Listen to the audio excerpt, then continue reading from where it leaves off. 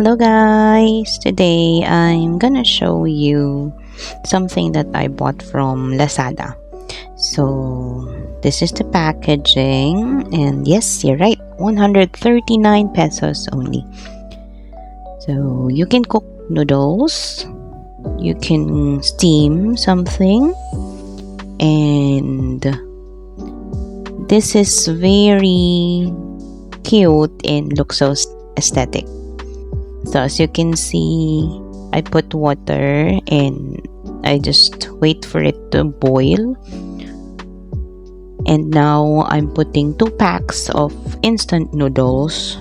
Kasya ang 2 packs of instant noodles sa kanya. Saktong-sakto lang. And hintayin ko lang siyang kumulo.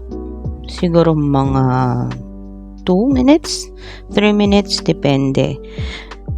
Now, ito yung packaging niya. Ang brand niya is Wisdom Man. It comes with a steamer. You can steam 3 eggs and siomai, maybe 2 to 3 pieces of siopaw kasha. And now, kumukulo na yung ating noodles. After 2 to 3 minutes, ready to serve na.